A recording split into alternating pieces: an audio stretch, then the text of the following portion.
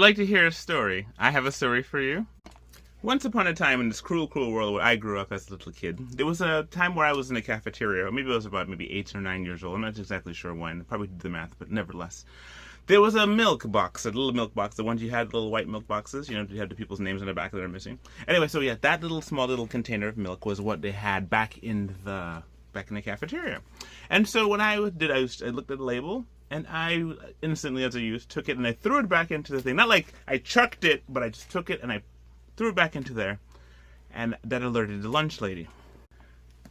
The mean and vicious lunch lady, she came upon me and said, "How dare you throw that milk box into the milk box?" Right? So I was like, oh my goodness, that's terrible. So what she did was she says, "Mr. Razor," which is the name of the principal at the time. Mr. Razor popped up and says, "Yes, this ill child came and threw this milk box back into the box." Into the milk box container, into the fridge. So I was just like, yeah. He was like, "Come with me." He said, "Come with me." So I was like, okay. I started walking with him, and he says, do you know how serious a crime you just committed? And I was like, not really, because I didn't break the milk box or nothing. But for the most part, though, he was like, "You would come with me right now."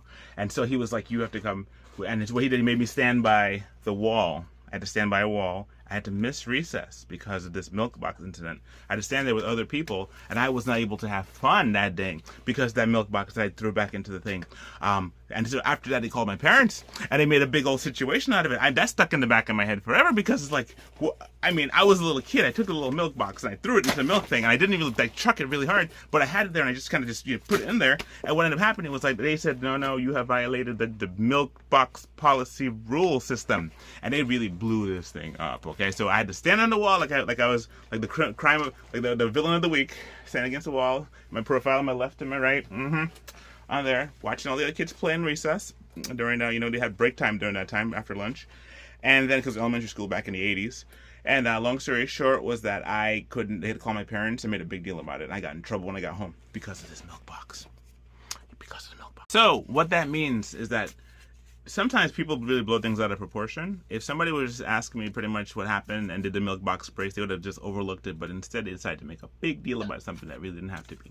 And that stayed with me forever. I'm like 47 years old now, and that story has been with me for 40 years, I guess, when I was like a little kid. And that story changed my life. Yes, now when I look at milk, I respect the milk. I respect it. Never will I chuck the milk. Never will I do that to a milk. No, too much love. Too much love. I will never, ever chuck milk again. There you go. That's the story. That's what I have. Thank you for listening.